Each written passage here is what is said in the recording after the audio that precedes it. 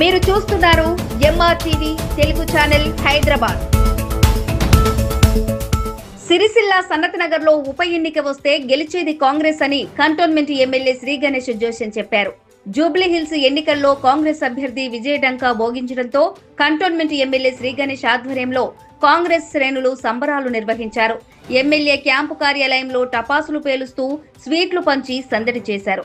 Jubilee hills లో ప్రజలంతా కాంగ్రెస్ కే పట్టం కట్టడం కాంగ్రెస్ ప్రభుత్వం దార్శనికతకు నిదర్శనమని అన్నారు. కేటీఆర్ అబద్దాలు ప్రచారం చేసినప్పటికీ గెలుపును ఆపలేకపోయారని విమర్శించారు.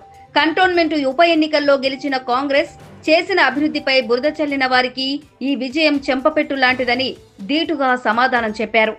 ఇక బీఆర్ఎస్ పతనం ప్రారంభమైందని, రాబోయే అన్ని ఎన్నికలలో కాంగ్రెస్ విజయం సాధించి హస్తం జెండాను ఎగురవేయడం ఖాయమని అన్నారు. పాపం వాళ్ళు ఇప్పుడే పరిశాన్లు ఇంకెందుకు పరిశాన్, రాజీనామా చేస్తే మళ్ళీ వాళ్ళు ఓడడం ఖాయం.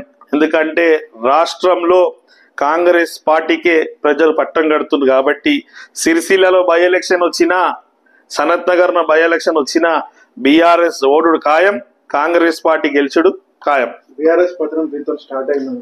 ఇక మీరు అద్దె ముఖ్యమంత్రి గారు చెప్పారు స్ట్రెచర్ లో పోయిరు అనేసి, ఆల్మోస్ట్ ఆల్ ఇప్పుడు పోస్ట్ మార్టం దాకా కూడా పోయింది. వీళ్ళకి ఎప్పటికీ భవిష్యత్తు లేదు. వీళ్ళు జీవితం అంతా అబద్ధాల మీద బతికిరు కాబట్టి ఇలా జనాలకు వాళ్ళ గురించి తెలిసింది కాబట్టి ఇక దాని ఎక్స్పైరీ అయిపోయింది. ఇక గెలుపుతో మీరు డీసీసీ అధ్యక్షుడు కూడా బోనస్ వస్తుందని భావిస్తున్నారు.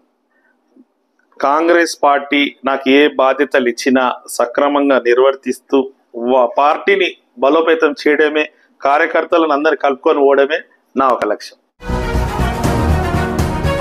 ఉప ఎన్నికల్లో కాంగ్రెస్ పార్టీ ఘన విజయం సాధించింది. త్రిముఖ పోటీల్లో కాంగ్రెస్ అభ్యర్థి నవీన్ యాదవ్ కు ఓటర్లు పట్టం కట్టారని మాజీ ఉపాధ్యక్షుడు జంపన ప్రతాప్ స్పష్టం చేశారు. జూబ్లీ హిల్స్ అభ్యర్థి నవీన్ యాదవ్ ను ఆయన నివాసంలో మర్యాద పూర్వకంగా కలిసి శుభాకాంక్షలు తెలిపారు.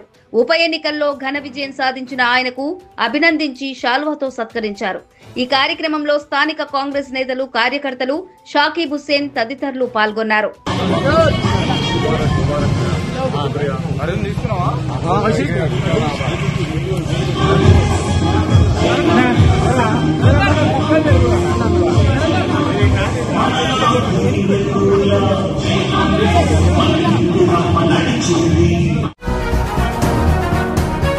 మధుమేహాన్ని ప్రారంభ దశలో గుర్తిస్తే నివారణ చేయడం సాధ్యమని వైద్యులు తెలిపారు.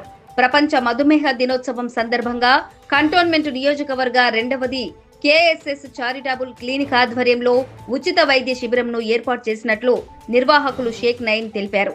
ఈ వైద్య శిబిరంలో మెడిస్టార్ హాస్పిటల్, వసన్ ఐకేర్ హాస్పిటల్, ఆకృతి డెంటల్ క్లినిక్ సహకారంతో స్థానికులకు ఉచితంగా వైద్య పరీక్షలు నిర్వహించామని స్పష్టం చేశారు. ఈ శిబిరానికి సుమారు 300 మంది పాల్గొన్నారని, మధుమేహం, కంటి, దంత పరీక్షలు నిర్వహించి మందులు పంపిణీ చేశామని అన్నారు.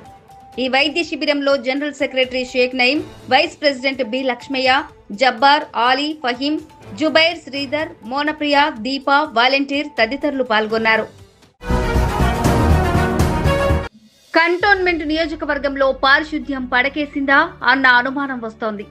ఒక వార్డులో పరిసరాలు పరిశుభ్రం చేస్తే మరో వార్డులో పడకేసిందని స్థానికుల ఆరోపణలు వెల్లువెత్తుతున్నాయి.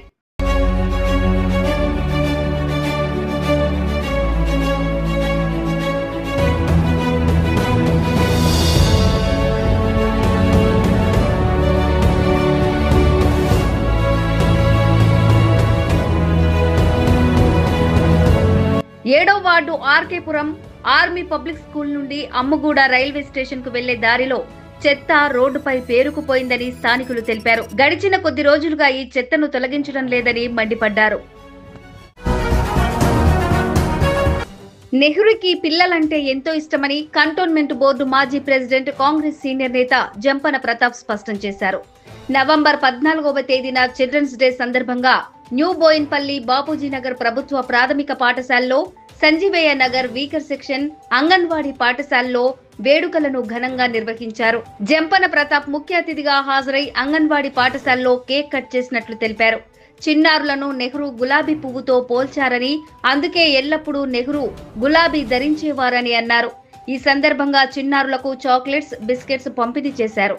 అనంతరం బాపూజీ నగర్ ప్రభుత్వ పాఠశాలలో నిర్వహించిన క్రీడా పోటీల్లో గెలుపొందిన విద్యార్థులకు పరీక్షల్లో అధిక మార్కులు సాధించిన విద్యార్థులను బహుమతులు అందజేశారు.